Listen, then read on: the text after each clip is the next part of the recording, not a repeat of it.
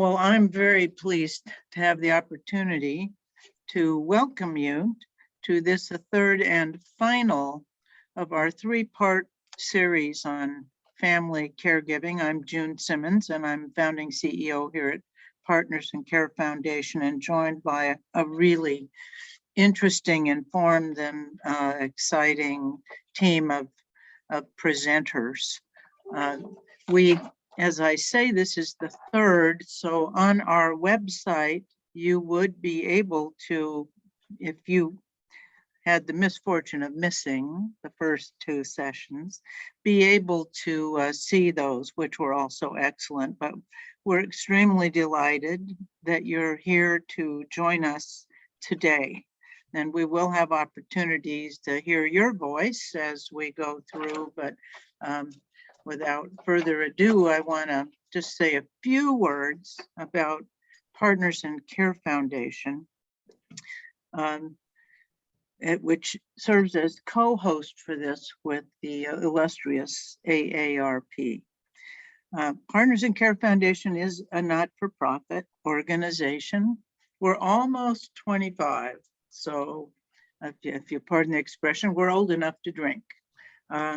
We are a maturing not-for-profit that really is, we provide a lot of direct services, as you will hear, but out of those, we wish to be a change agent because we're very, very focused on looking at the 20% of the American dollar that goes into healthcare, and making sure that that really is broadened and integrated with the social care delivery systems in our country. Because we feel like in America, often we wait until people are in trouble, then they go for healthcare services, and then they suffer. We spend a lot on them when we could have done things to prevent that. So we're interested in aligning social care and healthcare, and especially focused on how to use the community care resources to help keep people in community living in their homes. So to, in essence, avoid nursing home care, other institutional care, to really keep people in the best possible health in the setting of their choice. Now, that's a wonderful purpose, and we work hard at it, and I'm guessing you do too. But what we know is when people are at home in the community, they're not in an institution where they're staffed. So it means really building all the supports that people need. So organizing that puts us right in the face of the role of caregivers, paid caregivers, and family, friends, neighbors, love caregivers. And we know that caregiving is both a privilege, but it can also be a big burden. It can be quite a workload, quite a challenge. And so we really want to address that. Of course, as an organization, like so many in our country, we share the insight, the keen awareness that has arisen about the great value of diversity, which in LA, as we know, is a gift we have, but about the real challenges of achieving real equity, real inclusion. So that's very central to our mission at Partners. And so making today's presentation, this illustrious panel, is very important as we focus on the needs and the priorities and preferences of really unique, special populations, and to figure out together ways in which we can ensure that people have a high quality and culturally relevant services and supports across the age, the race, the gender, the ethnic spectrums, all the kinds of specialty groups that need to be respected, valued, and cared for appropriately. So we created this three-part series to shine a light on the resources, priorities, and the information needed to really help support caregivers. to allow this privilege of giving loving care to be a place where people can thrive. So our first webinar, we talked about the joys and challenges of family caregiving. And last month we had professionals who looked at the topic through special populations, through these diversities we're talking about. And so today, a new uplifting presentation. And as we note, this is being recorded. So you'll know that our presenters and your questions are being recorded and that it will be available after. Nonetheless, we love that you're here live, real time with us. So to go no further, let me then launch this by first thanking AARP of California. You know, AARP plays such a powerful, important role around issues of aging, and caregiving and issues of aging so closely aligned. So they are generously helping support this series and bringing valuable insights to its design. And we are privileged then that the Associate State Director of AARP California and leader for advocacy and community engagement at AARP California is here with us today, Adriana Mendoza. And in addition, we're very proud that Adriana is a board member here at Partners in Care Foundation. So, well, with no further ado, I give you Adriana Mendoza. Thank you so much, June. Thank you so much for those remarks, your introduction. And it really has been a pleasure to collaborate with you and the team on this series. And to everyone joining us today, thank you so much for being here with us. It is my pleasure to join Partners in Care Foundation and again, co-hosting this event today. It's our third event of the series, but hopefully not the last one. Our team will reconvene and see how we can continue to bring these events to you in the future. AARP's work in the area of family caregiving is extensive. AARP has been supporting family caregivers by advocating for programs such as the paid family leave and paid sick leave, both here in California and in other states. We also host caregiving sessions called Prepare to Care, which help family caregivers create their own care plans for their loved ones. And in the LA County area, we have a partner with 211 and the USC Family Caregiver Support Center to launch a program called Helping the Helper, and in Spanish, Ayudando a quien ayuda, which connects Latino family caregivers with local resources. And again, today's program is meant to be a resource for family caregivers and for those of you who are professionals working with these family caregivers.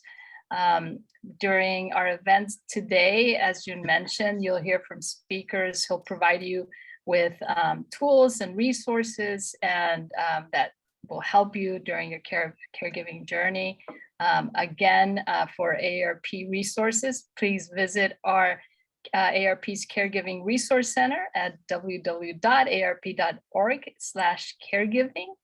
And again, please engage with us via the chat, and we'll provide this recording at the end of the session.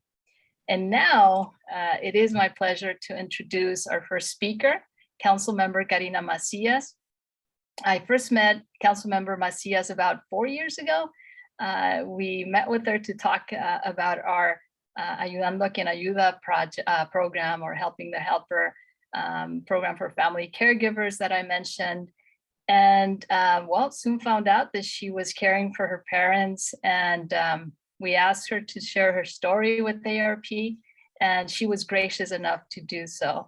And I'm glad that she did, because it is through stories like hers that we bring life to the issue, to this issue, when folks like Councilmember Macias share their stories. Councilmember Macias was elected to the Huntington Park City Council in March 2013. She was reelected to the second four-year term in March 2017 and was recently reelected for a third four-year term. So 2 years after her first election, she was voted by her peers to serve as mayor of Huntington Park for the 2015-2016 term, making her the youngest mayor in the history of the city.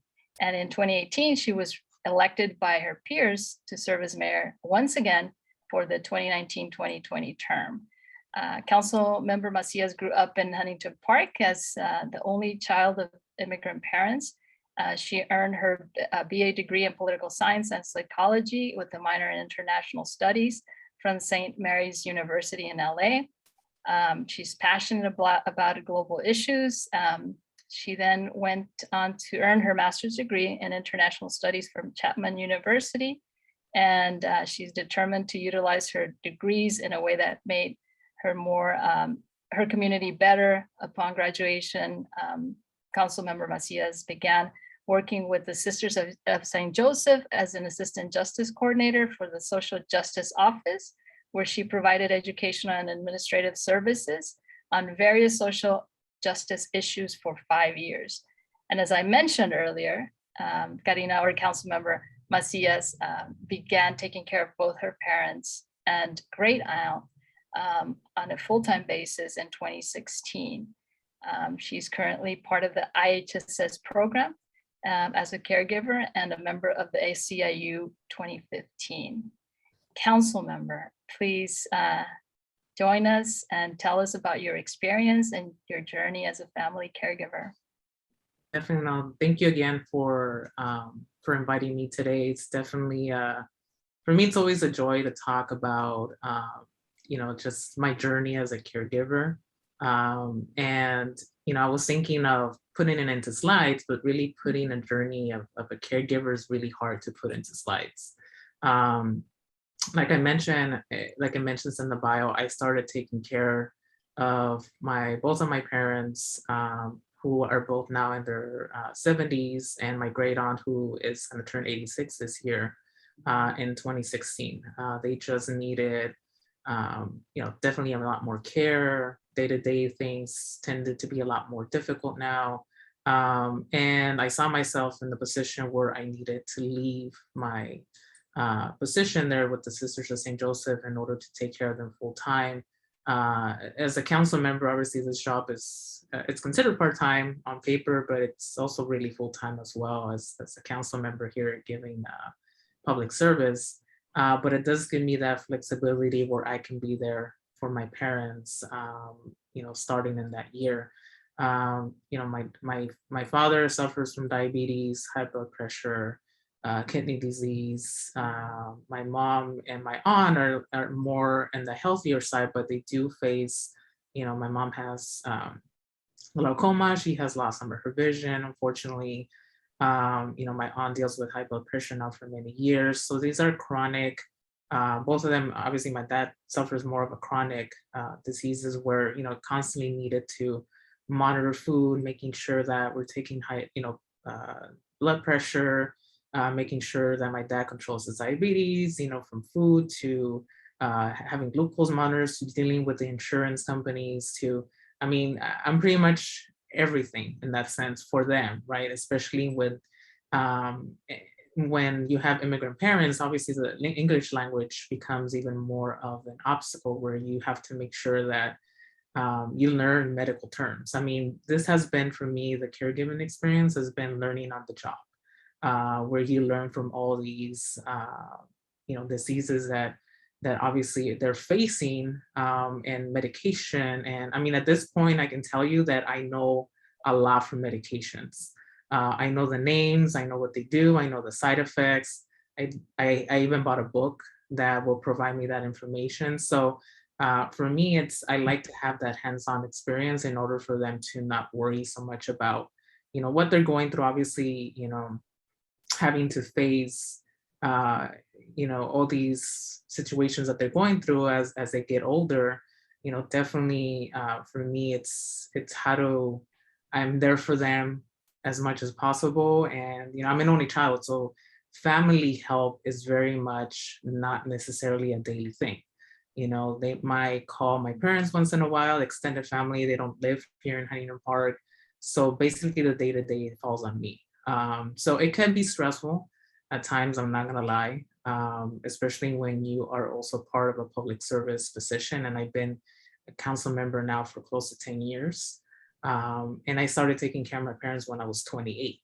So for me, it's been, and I was mayor at 27. So call it ambitious, you know, but at the same time, you know, I could see that there, I didn't expect it to be so sooner that they would need my help, but it happened, right? So I needed to be there for them. And to this day, you know, I think there's days where they're better. There's some days where there's more, you know, more obstacles in the way, especially when, you know, there's certain, with my dad, for example, his kidney disease obviously is something that is very much of a worry, especially now with COVID.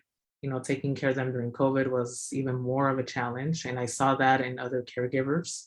Being in this position as a council member, you know, and being part of this program, the IHSS program here in California and LA County, that is able to provide individuals that don't have anybody else that need to take care of their parents or need to take care of their kids. At least there is that opportunity to get some kind of income coming in, because I did needed to leave my job. And that's a reality for a lot of caregivers within the community that don't have the money to afford. Maybe they don't want to put their family member in a convalescent home or in a nursing home. They want to take care of them, but obviously they also need to work or find a source of income in order to pay the rent, pay the mortgage. I mean, that's a big reality for a lot of caregivers. And even being part of IHSS program, you do have a lot of caregivers that unfortunately do have to find another part-time job, you know, on the side, because they can't afford to either medicines that go up in cost or other expenses that fall, you know, on caregivers that, you know, for if they're taking care of a child full time. I mean, I have encountered here as a council member, you know, different caregivers that have different obstacles, and but most of them are surrounded by the financial costs of being a caregiver full time, because they can't work, right? Or they just, the IHSS program does provide help, but not to the point, it definitely needs to improve, right? And one of the things that has always come up is, what is the future of long-term care? Because you do have a lot of seniors that don't have that caregiver, or family members cannot take care of them because they need to work. And that's a very stark reality in the future as more people retire. There's not enough, at least that's what the data has been showing. And I have talked with other caregivers here, just in the community here in Huntington Park, of how that looks for the future of caregiving, and for families that leave their job to take care of family. And most of it can also be cultural. I mean, in the Latino community, you know, there's this big thing of, you know, because I saw my mom take care of her mom and her father. So it's like, we don't put our parents in a convalescent home. We don't put our family in a nursing home and just leave them there, right? So, but, you know, it could be a struggle as well to leave your job and then take care of somebody full time. You know, I've had the privilege of being in this position where I can, in many ways, help individuals, connect them to resources, whether it be to AArete or other nonprofit organizations that are here that can help them with maybe some of the issues that they have. Unfortunately, many times when it comes to anxiety, when it comes to feeling lonely, when it comes to having those type of emotional obstacles, many times it's hard to find that support. And I find myself, you know, I can struggle with that too. As a caregiver, I've struggled with that. And, you know, to be very perfectly honest and frank, and it's something that I try to, I have good individuals in my life that I can talk to, but many times for the caregivers here in this community, you know, I'm the one that people talk to.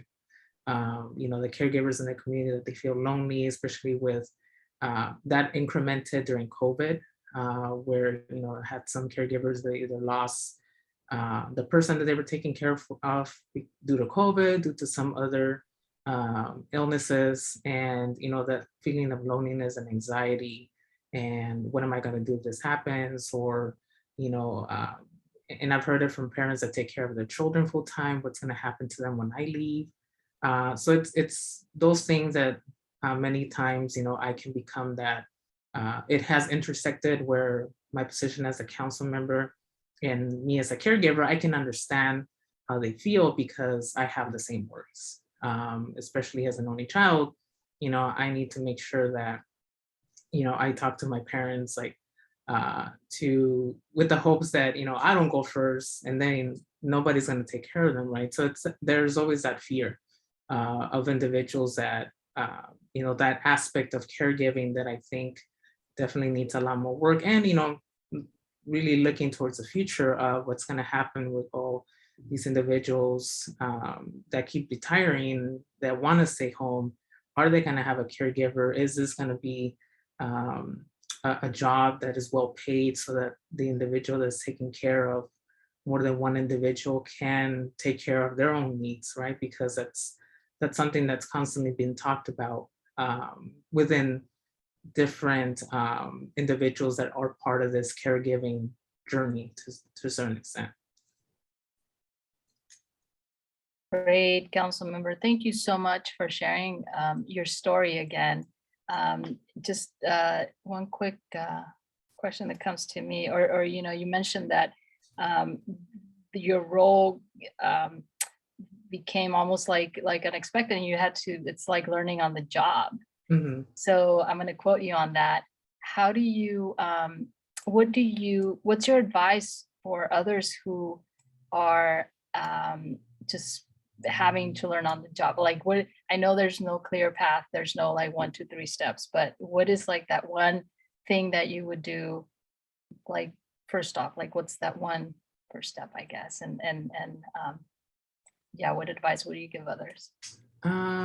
Definitely, I would tell others to not worry when they make a mistake, because that's going to happen. I mean, there's my aunt and her high blood pressure has been chronic. I mean, her mother had it, so it runs in the family. So finding a medication that would actually have it well controlled was a journey alone with her and the cardiologist at that time. And there was, some mistakes. Some medication didn't make her feel good. And obviously there's an aspect of maybe of guilt, like I should have known this, but then again, I don't have a nursing background. I don't have the kind of information that maybe a doctor, I mean, you ask all the questions definitely that you need to ask as much as possible to make sure that you have that information, but to not obviously fall into an anxiety mode of I messed up and this is happening, but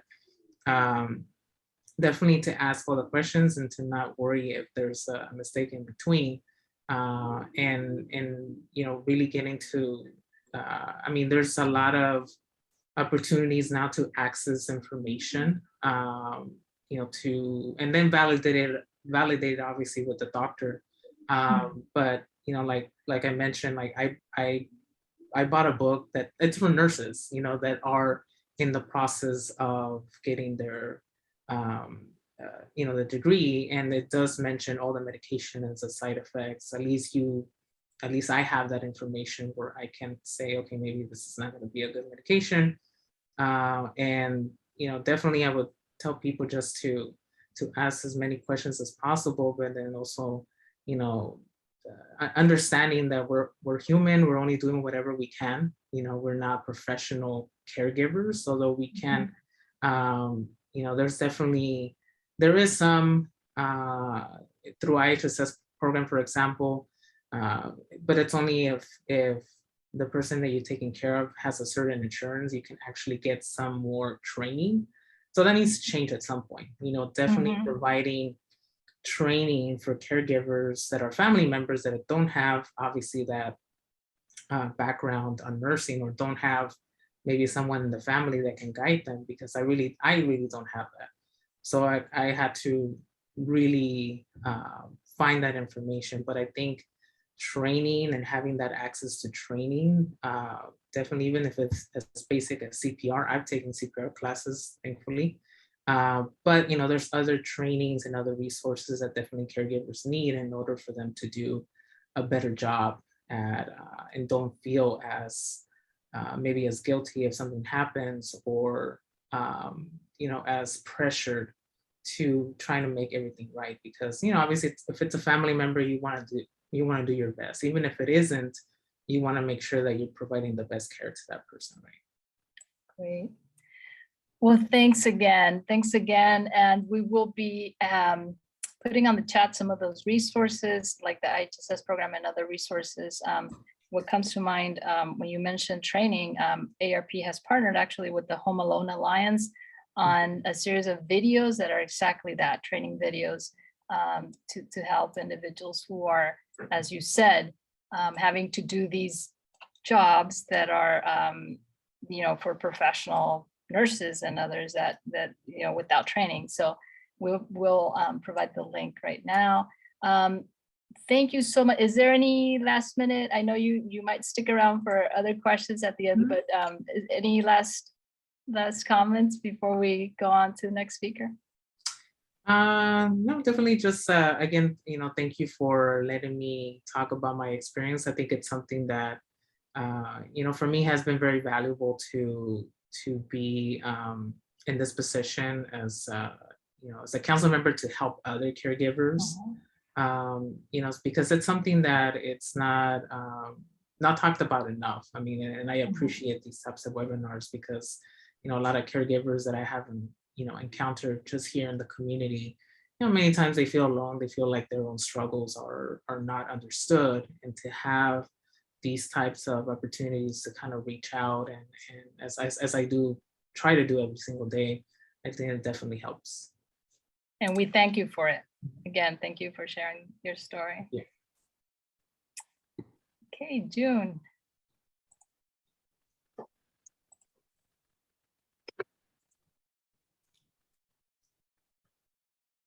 You're on mute, June. Oops, mute, unmute, my apology. It's my pleasure. Oops, there we go. It's my pleasure to note the strength of our board of directors. You met Adriana, and now you meet another longstanding board member, Mari Zog. Mari is a strong professional, and she serves as a director in the Los Angeles office of AArete, a global management and technology consulting firm where they specialize in strategic profitability improvement. Doesn't that sound good? Digital transformation and advisory services. They're very highly regarded major firm. Mari has a tremendous background. She has over 25 years of executive level leadership experience in what we refer to in healthcare as risk-bearing organizations from integrated large health systems. So she knows her stuff about healthcare systems, payers, and even smaller startup managed care medical groups and independent practice associations. She has led a number of teams toward highly efficient performance, improved cost and quality, analytics, reporting.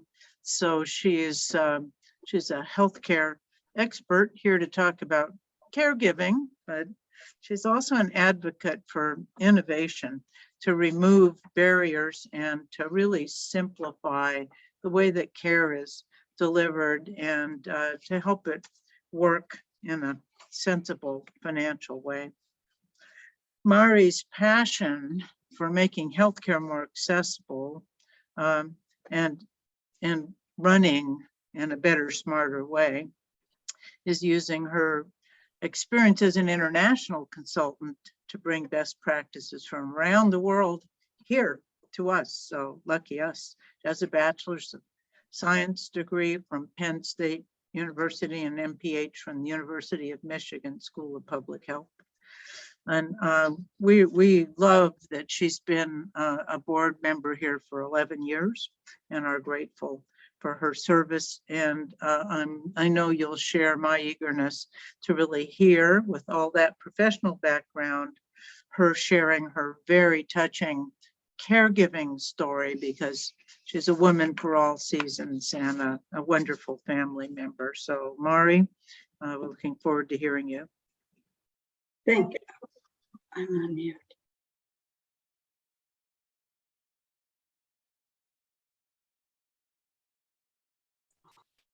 Now There we you're go. muted.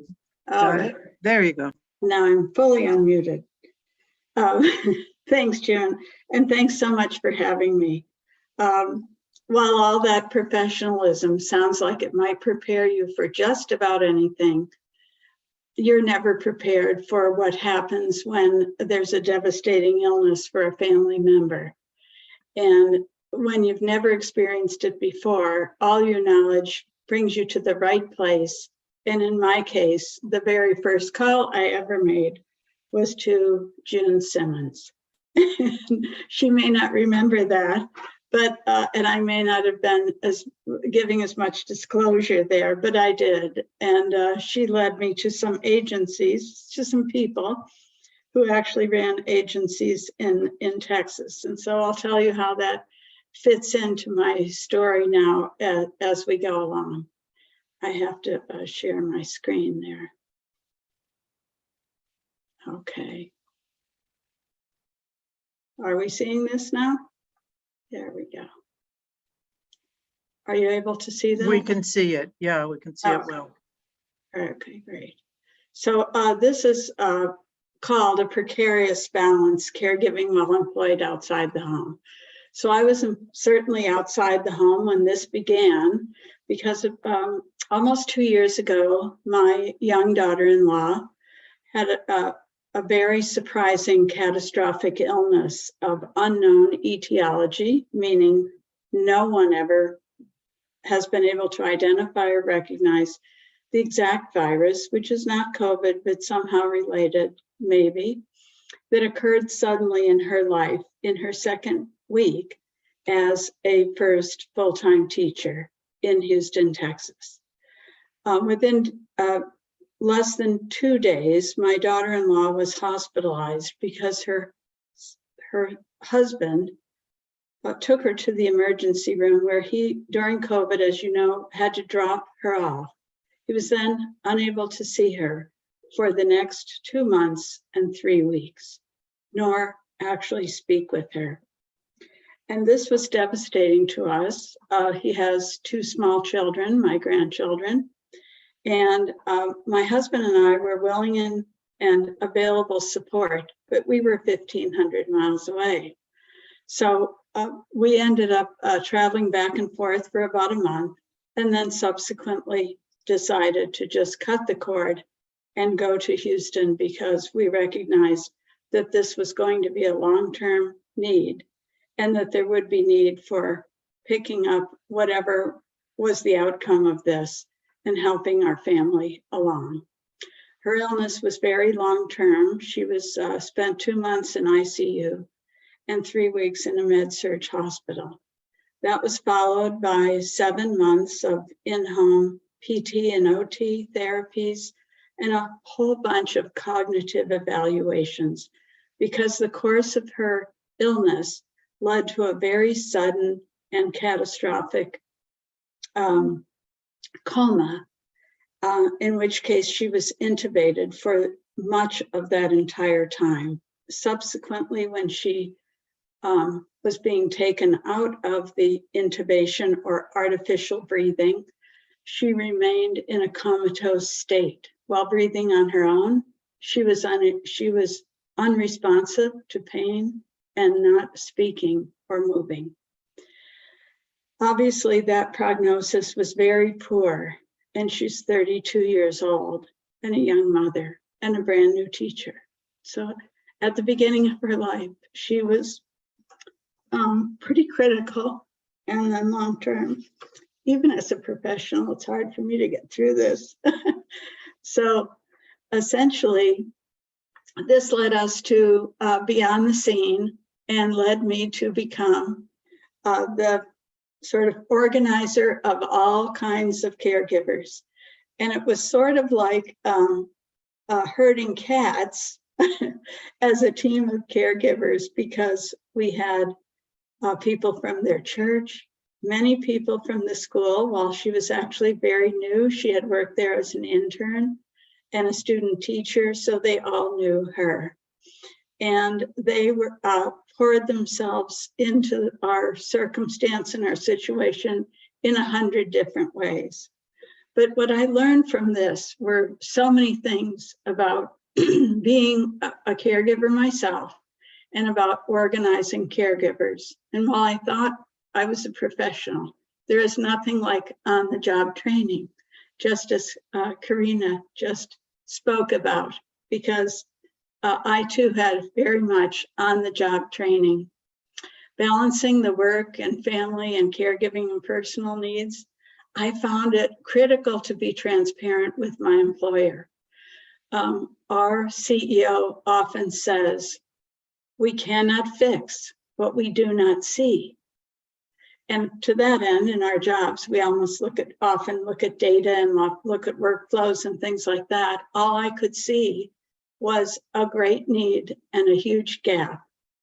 So being transparent with my employer that my intermittent absence would be very long-term, and how they could help and support were in so many ways.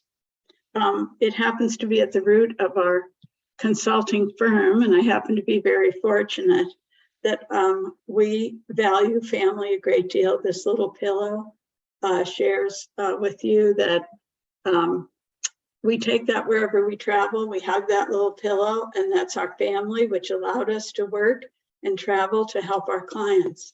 So family is at the heart of our company, and my organization was very, very supportive. The other thing is being honest with yourself about the impact of the situation. You are no longer unaffected by the needs that you have. You are affected. Your work, it becomes impacted, perhaps not in an immediate way, but the emotional strain and the physical exhaustion are all contributions to what needs to be a supportive organization of help around you. And as well, you're managing family and friends. I had grandchildren back here in Los Angeles, family and friends. When are you coming home? What's going on? Why can't you get someone else to help? Where's the rest of the family? All those kinds of questions. So we manage those, and we manage them with restraint and respect for where that person comes from and what that person needs. Working with healthcare or social services professionals to define special needs. My situation was not typical, as many of us will face and do face children with critical needs, aging adults and aging parents, sometimes aging spouses, to fulfill all of those slowly evolving needs. My special need to take care of my daughter-in-law literally came in one instance, in one shock, and in a moment as well when I'll explain how she was discharged from the hospital. About 2 weeks after she was taken off the ventilator and remained non-responsive, one morning, and I'm saying completely non-responsive, she had an IV and really nothing else, and they expected her to die, to expire. And one morning she woke up, got out of bed, went to the hallway as a very emaciated young woman. Bless you, June. And she asked the nurse by using her name. She said, "I'm very hungry. Do you have anything to eat?" And used the nurse's name. But she had been in this coma. So that got a lot of attention from the hospital staff and the hospital leadership. And subsequently, about a week and a half later, after a great deal of additional testing, they discharged her to us, to home. But yet she had so many deficits. She had a balance issue. She had sort of an unawareness issue of where she was. She had a little bit of an emotional response to almost everything and anything. And one of the worst things to resolve was that she was unable to tell day from night. She would sleep at any time, but then be up all night. And as the physician described it to us, that was our primary responsibility, to get her to sleep at night and to be awake during the day. It's very important for our cognitive functioning to do that as humans and many other species.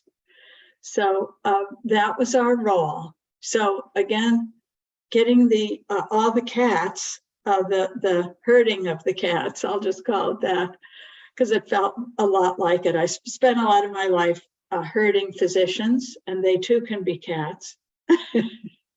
So I was accustomed to the many different needs of the caregivers. And that my work as an executive led me to be able to do that and to meet a budget if I was hiring.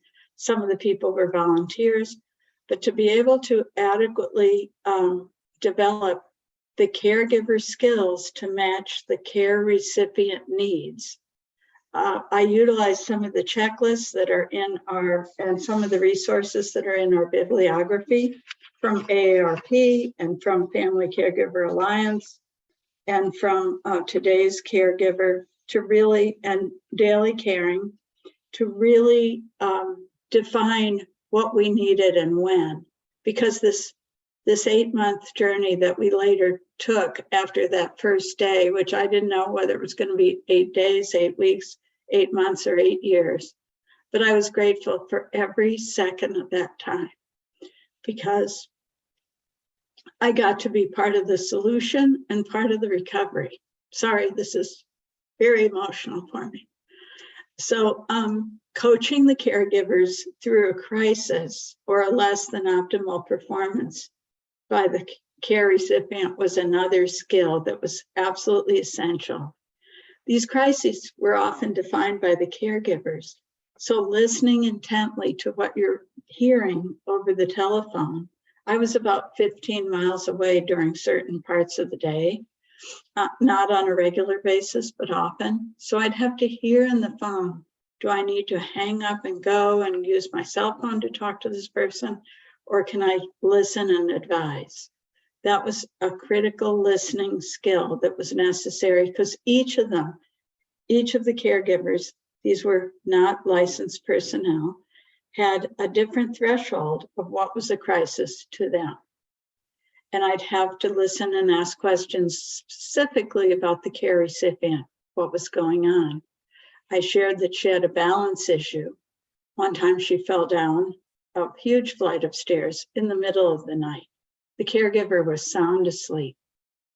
The dog actually alerted the entire house to that circumstance, and then the call came in.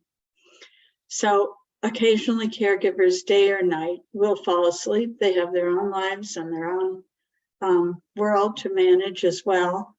So we manage with compassion and with care and respect for them as well. That became a very important part of my role. And calming everyone else that caregiver was still a worthy person and still needed to be given an opportunity. Also reassessing the care recipient's needs routinely, that was critical. My daughter-in-law changed sometimes like what seemed like with the wind, but ultimately over several months, that change began to be a very timely and intermittent wind like we could feel at the ocean when the sun goes down and the wind comes to California, the cool breeze. So I would often be reminded of that while sitting in humid Texas.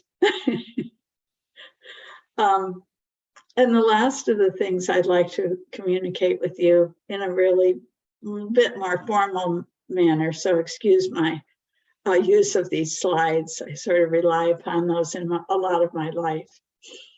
I learned effective communication regarding the progress toward the patient's goals was really critical, especially to the care recipient and to the caregivers, and very much so the family.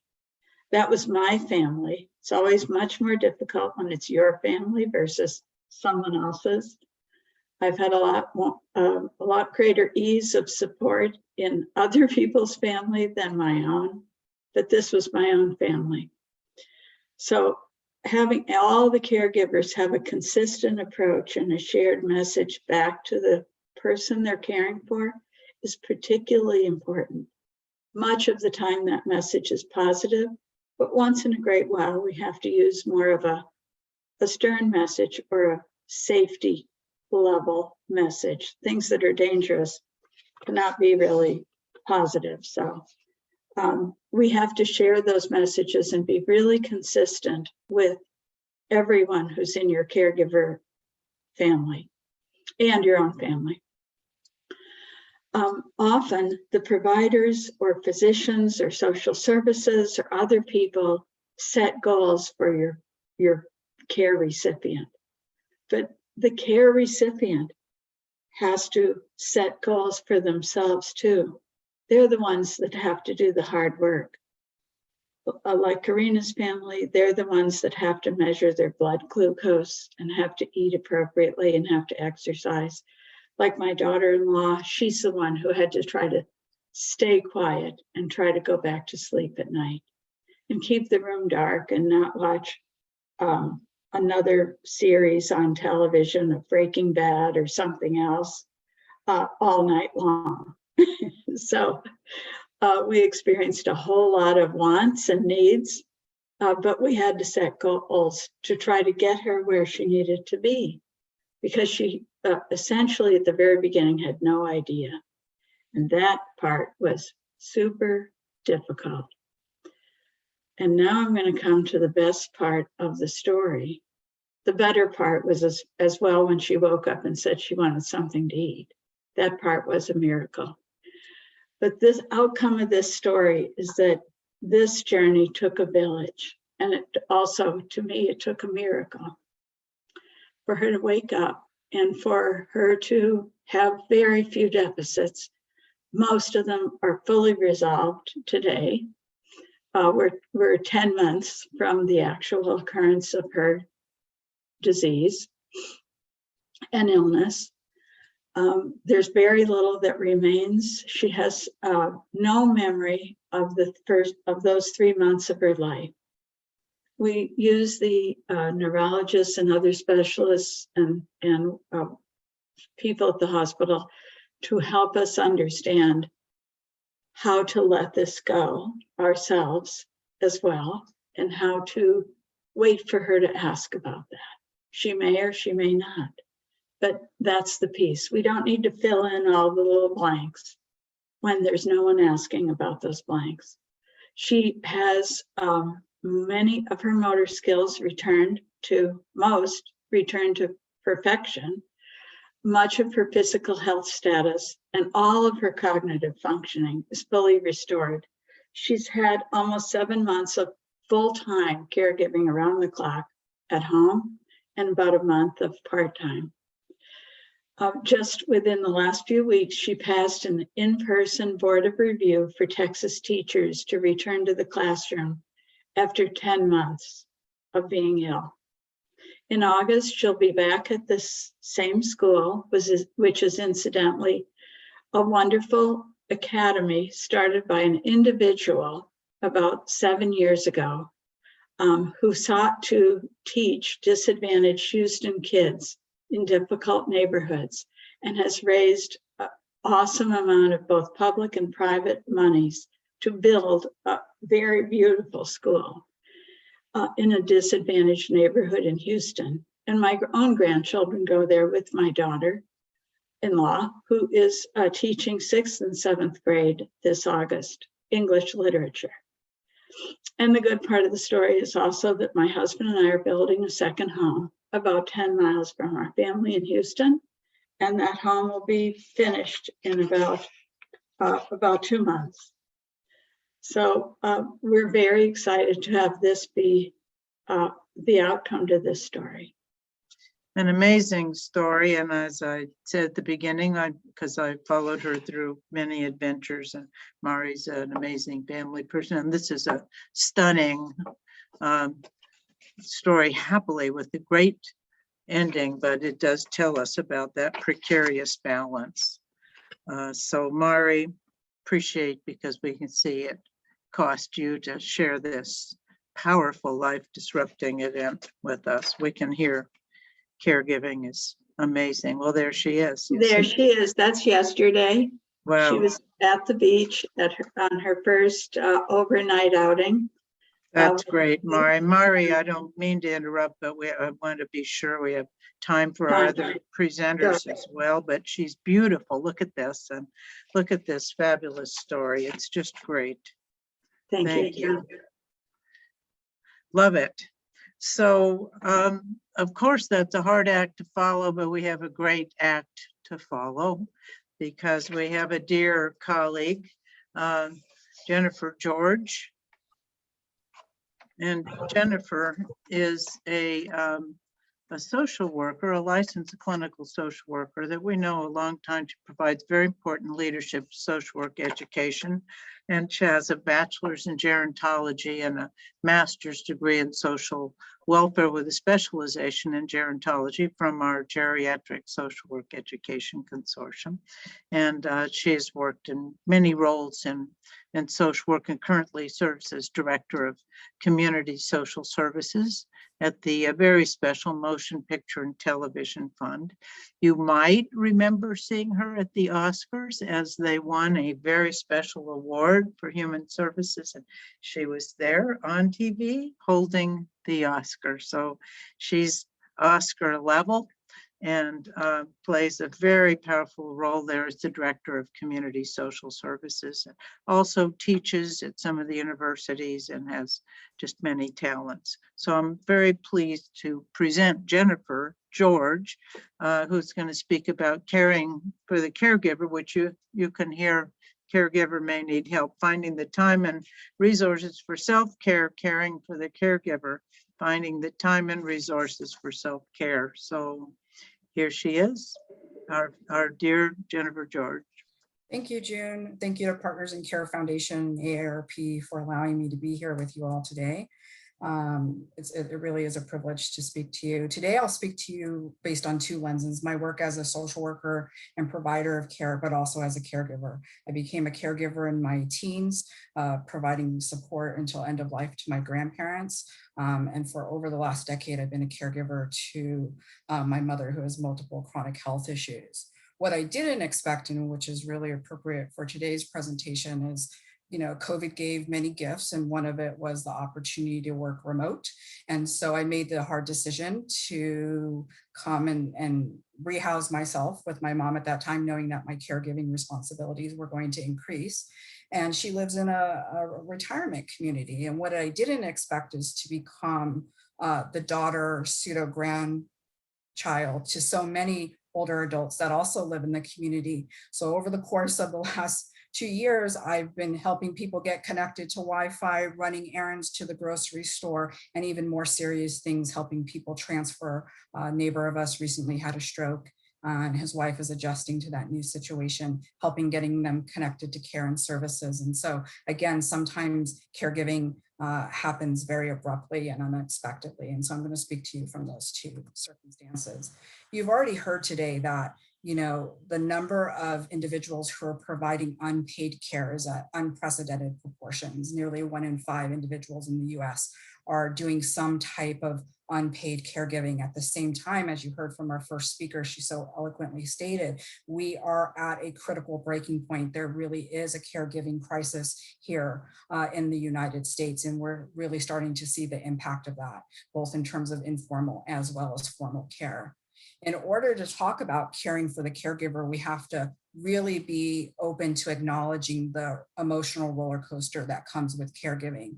And I think for many caregivers, this can be a daunting challenge. Sometimes there's a lot of shame with saying being a caregiver is hard. There's lots of feelings that come with it. You can feel impatient at times. There's a sense of loss of a life that you thought you were going to have with your spouse or partner or parent. There could be ambivalence. You heard there's no training manual. Nobody tells you how to be a caregiver. There's a lot of trial and error that comes, and there's a lot of responsibility and hypervigilance. And so as a provider of care, I think it's really important that we ask those that we're providing service to and for how they are really doing. It's a real, how is this going? And sometimes even prompting and saying, sometimes people describe these types of feelings to me. Because for those of us who really see caregiving as a moral obligation, just something that we're doing, they can't even connect to the word caregiving. It might be hard to put words to this, but being able to do so can often just let a little steam out of that kettle before it erupts, so that people really understand what they're experiencing physically and in terms of their mental response to caregiving. We also know that caregivers have a really hard time in lots of different domains, that they're not attending to their own emotional and physical stress, that they have difficulty, as you heard, balancing work and family responsibilities. They often will tell you, I don't have time. I can give great resources, but if a caregiver doesn't feel they have the time to utilize those things, my resources are for naught. If we have a great support group and we know it can be really helpful, but we offer it smack in the middle of the day when they're providing all of their care, it's not going to be helpful. And so we have to be really mindful. We really have to talk to caregivers to understand what their unique needs are and how best to support them through that journey. We also know that caregivers often don't take care of their own health. And as a result, it's not atypical for a caregiver to die before the care recipient. And so as a provider, we have to be really mindful, and we have to even ask those questions. When was the last time you went to the doctor? I know you took your mom, your dad, your aunt and uncle. You went 3 times last week to pick up prescriptions, to get the blood checked, to do all these things. But when did you see your provider last? And so really having those open, honest conversations are critical. We also have to be aware, and I think this is important for both someone who is a caregiver as well as someone who's a provider and supporting a caregiver, to recognize caregiving fatigue, sometimes known as caregiver stress or burden. I like this term a little better. I think it's a little bit more culturally humble because a lot of people who are caregivers don't see caregiving as a burden. It's part of what you do for a loved one. And so if you recognize any of these symptoms within your own experiences, it might be time to start to ask for help. It might be time to start to wave that flag in the air and say, I need to look at this a little bit closer, because we all know that in order to be a good caregiver, we have to take care of ourselves first and foremost. We also have to acknowledge that there are lots of positive aspects of I put aging here, but also of being a caregiver, I apologize. And we know that, that people, caregivers who are able to tap into some of those positive aspects of caregiving tend to have better outcomes. When caregiving can be seen as an ability to give back to someone who cared for me, or personal growth, or just satisfaction that my care recipients receiving the highest level of care, this can be a very rewarding experience and can mitigate some of those negative experiences that caregivers sometimes experience. Well, when it comes to finding time, the reality I can tell you as a social worker is there's nothing I can do. I can't create more time. I don't have a magic wand for that. I wish I did. So when it comes to finding time as a caregiver, it has to be an active practice. It almost has to be a commitment. It has to be something that we learn and commit to do. So you see these old adages about putting the oxygen mask on first and making sure your cup isn't empty before you're trying to help someone else. These are really critical. And so sometimes just reminding ourselves, I think that when we're in the caregiving role, it's very hard to see out of it. It's hard to see, how can I take a walk around the block when I have a to-do list that's so long that I can't keep track of it anymore? Or I don't have anybody else who can come over and watch my loved one while I try just to have a minute of respite. And so it's finding innovative ways of coming up with those solutions. Part of that is through self-care. And I think self-care can take lots of different forms. It looks different for different caregivers. It could be asking for help. It could be going for a walk, but it also could be establishing boundaries. It could be saying no to something. You know, when a friend asks you, hey, can you help me move this weekend? And you know you're really spent and this is the only weekend you're going to have to yourself. Maybe that's not the best choice. And how can you put yourself first? I think another way of thinking about self-care is self-compassion. And self-compassion is really about relating to yourself kindly. And it's about taking stock of what you need. And I think this is very incongruent to caregivers. Your focus is on caring for someone else. It is very hard to turn that mirror around. And so actually talking to caregivers and having that conversation can be really, really helpful. And again, this is a practice that we as providers of care can help teach people to do, but to look at one's physical, emotional, social, and spiritual aspects of their life and to ask these questions. And this can almost be something that you could do on a daily basis, or you take one of these domains and you do it week by week and find some ways of answering these questions, because this will help you to figure out what you need as a caregiver, not a prescription that someone else provides to you. It's really important. I think every caregiving situation is unique. With self-compassion, I think there's lots of things we need to think about. Regulating that self-talk, that negative self-talk. I often hear from caregivers, it doesn't matter if I hire a caregiver, nobody's going to do it the way I'm going to do it. My mom's not going to be okay with that. It's outside of our cultural norms. I can't do that, right? And really stepping back and trying to understand where that comes from, I think is really important. Asking for help, reframing what it means to ask for help. These things are really, really important. I think it takes a lot of courage to ask for help. It's not within most of our nature to do so. And if you get let down once, you're less likely to ask again. You ask that one friend for help, you ask that one healthcare provider for help, and you don't get what you need, it can be really discouraging because it took so much to make that ask. So part of what you can do is be really direct in what you need, using things like I statements, reminding yourself that you need time too. And when people really do ask you how you're doing, be okay telling them the truth. You don't have to use that, I'm fine, I'm okay. You know, and finding ways, if you can, to let off steam. Maybe you can't take a 15-minute walk, but can you do 2 minutes of breathing exercises? Can you push against a wall? Can you scream into a pillow for a minute? What can you do to try to let that steam off? Can you listen to a song, a 3-minute song, and sing at the top of your lungs? Is that something you can do? And so one of the things that I think is really important is the Resource Caregivers Bill of Rights. There's lots of different iterations of this. I encourage you to find one that really resonates for you. The Alliance for Family Caregiving has a wonderful one. It's something that you can put up, you know, on your refrigerator, on your bathroom mirror, and just look at each day. And it's a great reminder of you as a human being, because you are more than a caregiver. And I think it's hard to sometimes break that apart. I think that's all, it becomes all consuming. And so finding ways to step away. There's lots of different resources that are available. These are just 4 books that some of my clients have found really useful in groups that we run. And there's lots of different resources, again, because caregiving is so unique. You know, it's very different caring for an aging parent than it is caring for an adolescent with a, you know, chronic mental illness. The resources may be different. So depending on your situation, leaning in to agencies and nonprofit agencies like Family Caregiver Alliance, the National Alliance for Caregiving, AArete, they have such rich resources. It's a good place to start, and people who can guide you to have a clearer path and plan of action. But this, again, is a very conscious practice. My contacts information is here. I'm happy to answer any questions at the end of our time today. Thank you so much. Thank you. Adriana? Thank you. Yeah, thank you so much, Jennifer, for that great presentation, great resources. And yes, we'll, thanks for staying for the Q&A part of the session. So now we would like to introduce our last and final speaker, Andy Tubman. Where are you, Andy?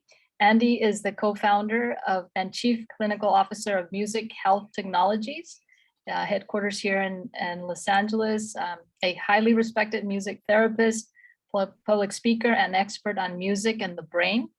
Andrew has spent 15 years developing innovative technologies, techniques that help clients achieve therapeutic goals. And he co-founded SyncFit in order to bring music and medicine to a greater number of people. And as Chief Clinical Officer for SyncFit, Andrew leads the team creating SyncFit, a technology-enabled therapeutic singing program for the 65 population. And I'm so excited to learn about your program. Andy, please join us and tell us about how do you connect through music and the SyncFit Caregiver. Thank you so much. Thank you, June and Partners in Care for having me. Let me just send this out if anybody wants more resources. That's my email. I'm going to share some slides as well because I wanted to show you a bunch of stuff, but the woman who looks like she's having a party on the left-hand side of your screen, that's my mom. And this is about a quarter of the way through her dementia journey. Just a little, maybe a year or so after we moved her out from her and my dad out from Philadelphia to California. And my mom, she one of her famous quotes, she's very Philadelphian, and she would say, "Andrew, you're like me, a good time Charlie," right? So whenever we needed someone to take pictures or do a video, she was like superstar. And just this positive light, positive energy on the earth. And of course, then, dementia kicks in. And I had been a music therapist, 15, maybe more years than that prior. I started in traumatic brain injury rehab and went into adult and geriatric psych and had for a number of years a private practice with folks with neurological challenges in California. And so when all this started happening with my mom, I had some level of preparation, but as everybody is saying, you're never fully prepared, and especially as a primary caregiver.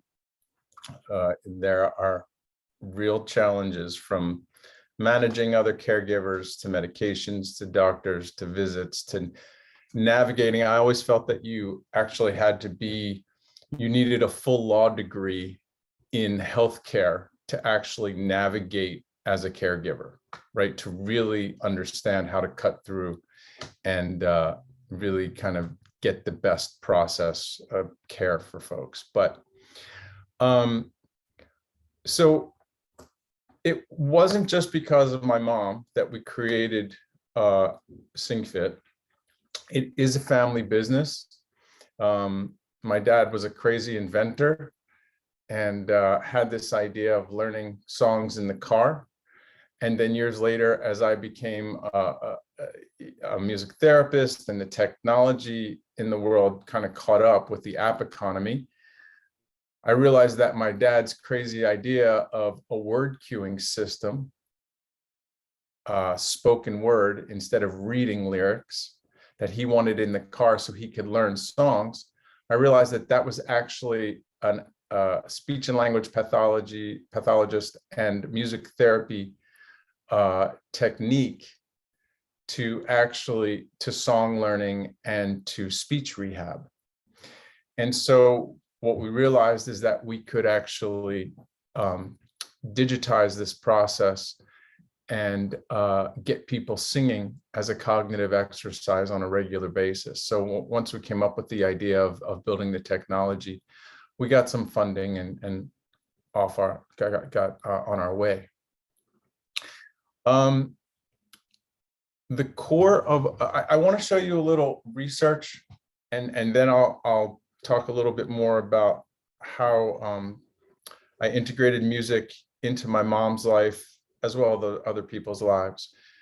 But I want people to understand the basic difference between passive and active musical processes. The passive, as we all know, is a listening process. This can be a very powerful process, but it is often song dependent.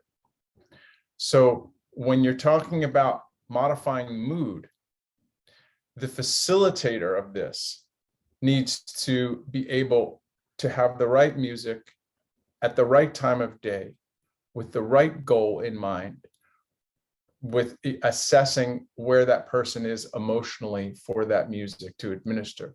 So there's a lot of factors, but what we found as developing a program to scale for the 65 plus is that if you move the musical process to the active music making, right, that is the drumming, the singing, where the participant is doing the music, this is where you get this full brain workout, this full global brain integration, versus a listening process is specific parts and song dependent. If the song is right, it'll light up a bit more of the brain. But when you're talking about an active music making process, you are talking about a global exercise here, integrating language centers, timing centers, motor centers, planning centers, subcortical, topical, short-term, long-term.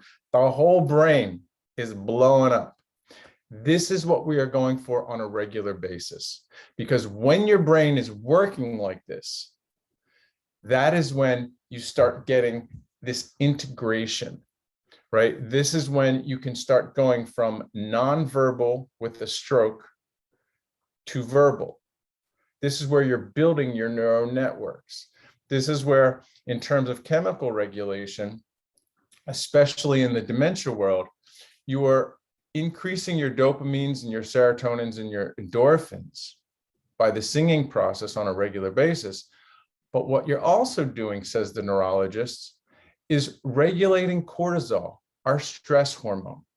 So not only for the participant and the patient with dementia or Alzheimer's are you getting that regulation, but cortisol also deeply affects the caregiver.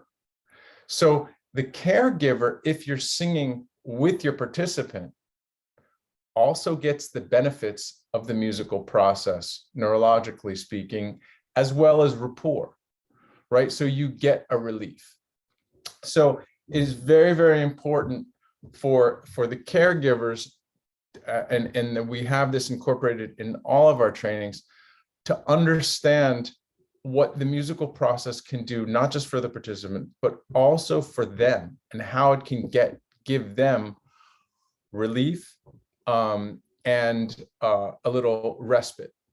So plenty of research. As I put my cell up there, or my email up there, please reach out. I can send you as much or as little research. I'm happy to do so as you would like. What I did with my folks, and especially with my mom, is I had them in a 2 or 3 different senior care communities for very short periods of time, because I was not satisfied with any of it. And so we got them in the house and hired a bunch of caregivers. And I trained the caregivers in musical process, in using music to support ADLs, in using music as a cooperative exercise and activity, in using music to support mealtime, right? Not with vocal music during mealtime, right? From my mom, as she started getting towards the later stages, where you can't, she's having trouble differentiating between a knife and fork, where people's focus starts getting lost. You take out the vocal, I would suggest, out the vocal music, so that they're not focused on Frank Sinatra, but that the music has an energetic support and that it helps them to increase focus on how the eating process, should go, and to keep them as independent as possible. So there's many ways that we used music with the caregivers to support my mom's process and her from morning through night, actually. What I would like to show you, hopefully the experience on watching this video will be okay for you, but this is a program that we've recently launched at SingFit. We've been selling a group program. We're in over 500 senior care communities across the US, providing musical programming for the past 8-9 years.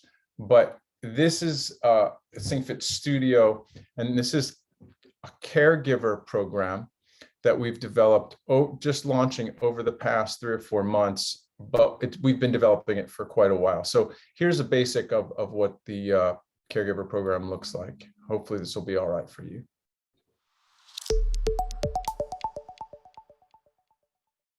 There's Frank Sinatra, Doris Day, Bing Crosby, Elvis Presley.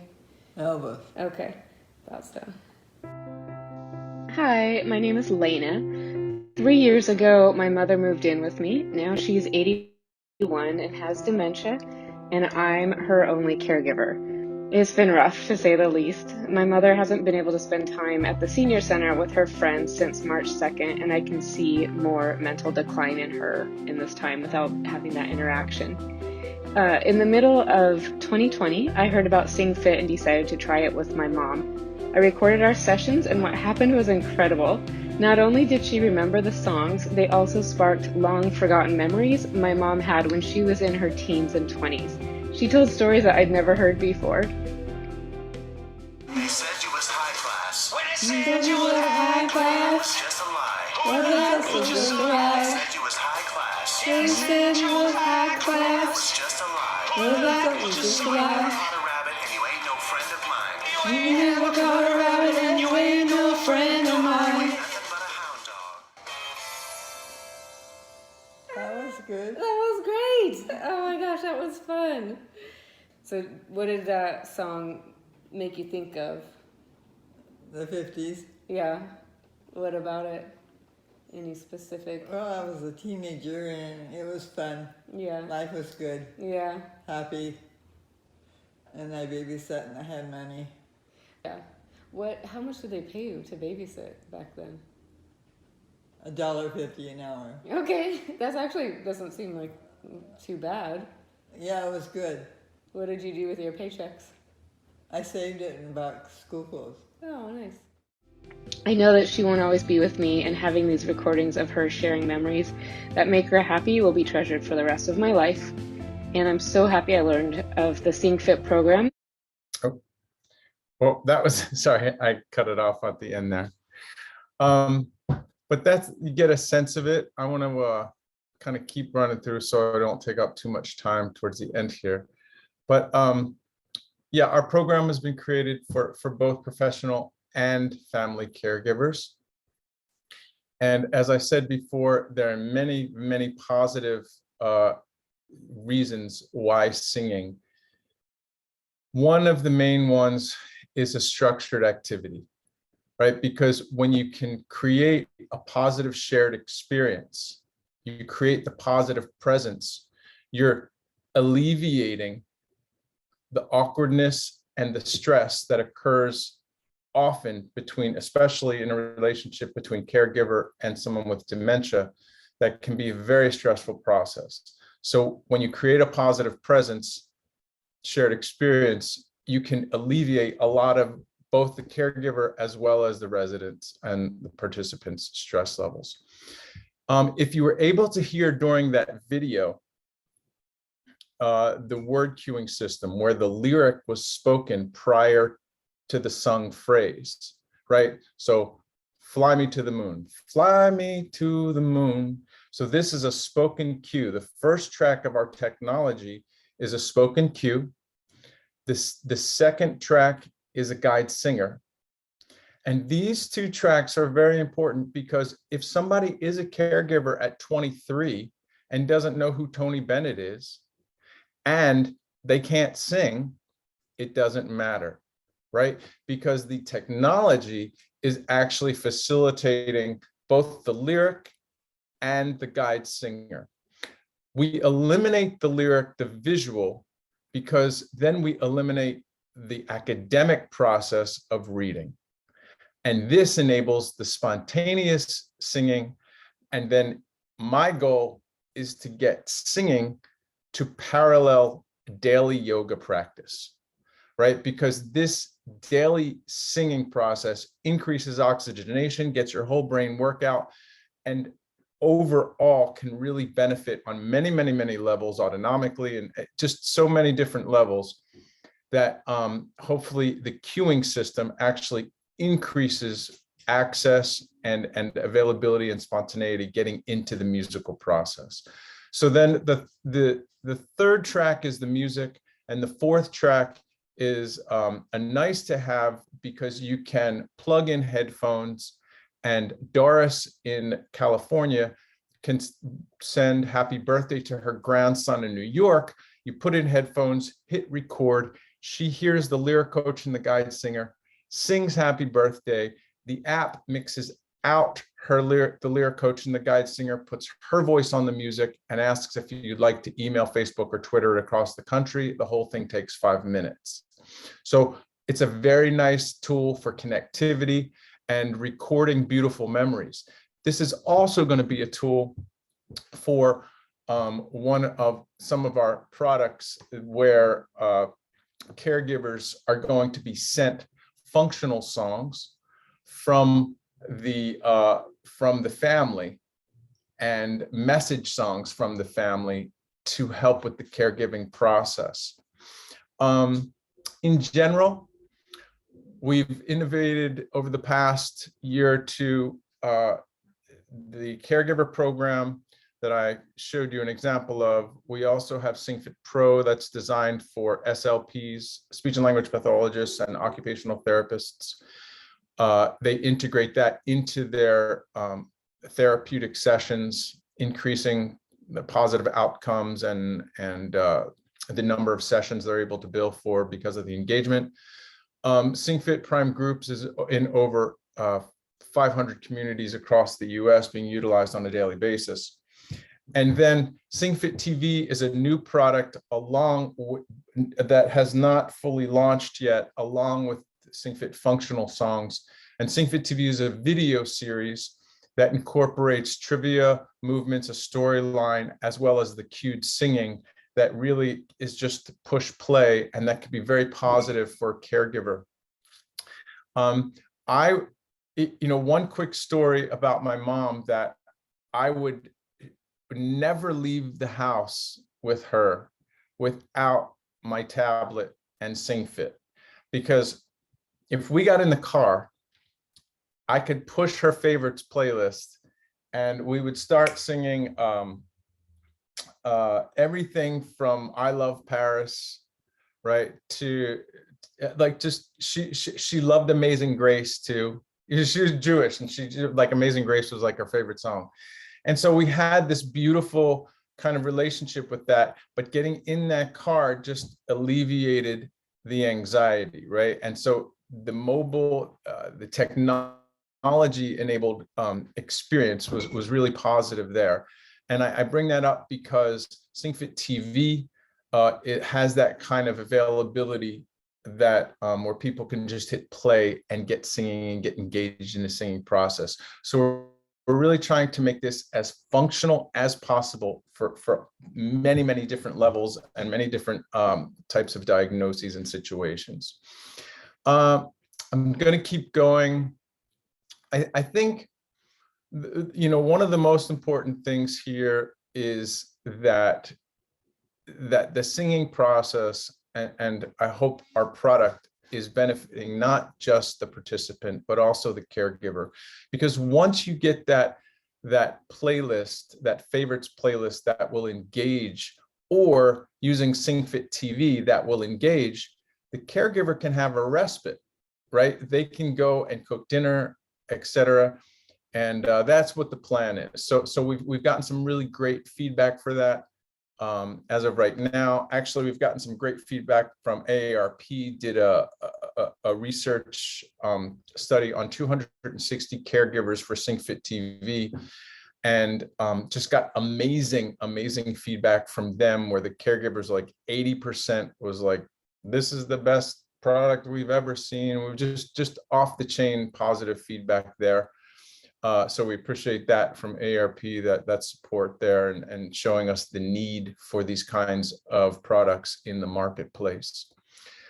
Very quickly to wrap up, the way that we create SyncFit Caregiver, this is our program for caregivers, professional, unprofessional, and non-paid, is that we start folks off on age-based playlists, and then they're able to figure out, well, someone's born in 1938. And then within that playlist, once they open that up, we actually anticipate that when someone's born in 38, that means their favorite songs would get sticky around the ages of 14 through 25.